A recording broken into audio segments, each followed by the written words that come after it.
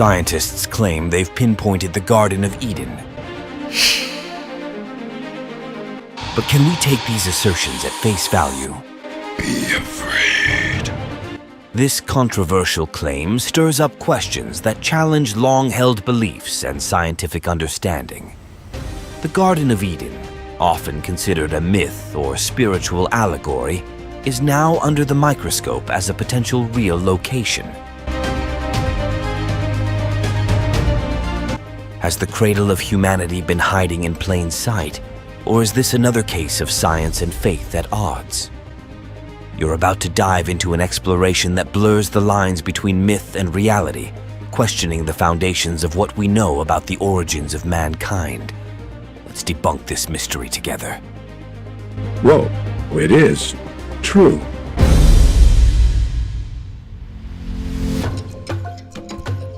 The Garden of Eden, as depicted in the Bible, represents a conundrum that bridges faith, history, and science in its quest for a tangible reality.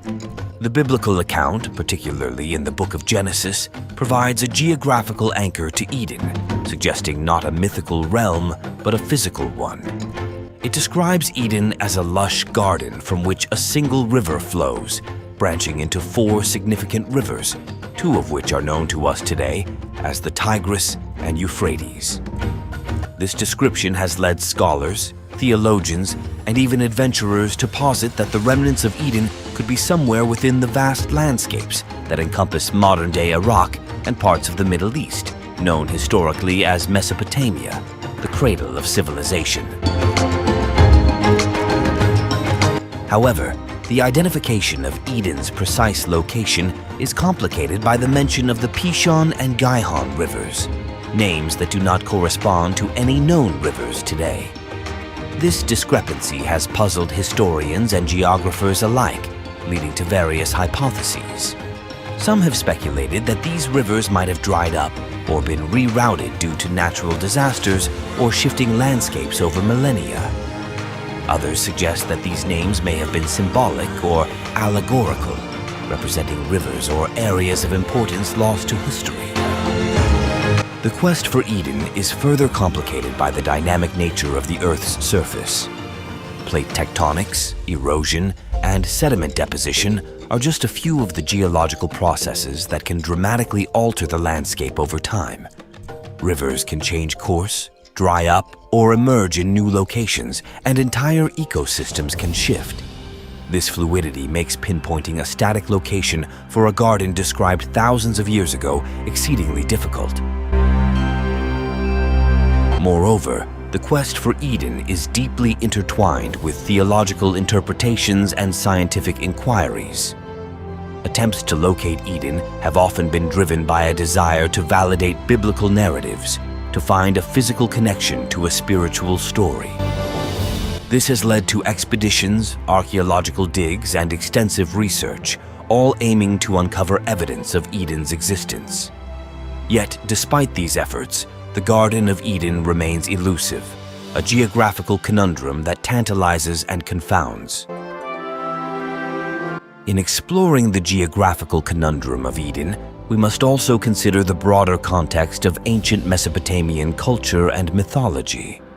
Mesopotamia, a region known for its rich history and contributions to human civilization, is replete with stories of floods, gardens, and gods that bear striking similarities to the biblical narrative of Eden. These parallels suggest that the story of Eden may have been influenced by or even originated from earlier Mesopotamian myths, further complicating the quest for a literal location.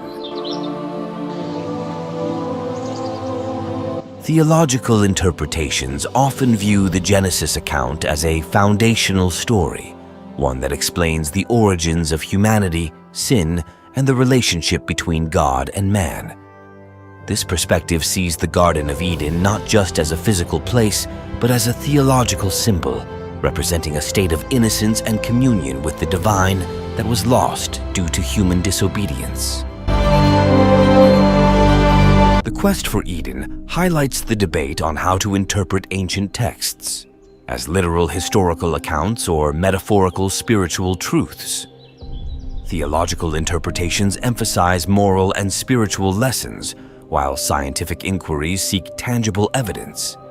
From a symbolic perspective, Eden represents a utopia where humans live in harmony with nature and the divine, marking the transition from innocence to awareness and moral responsibility.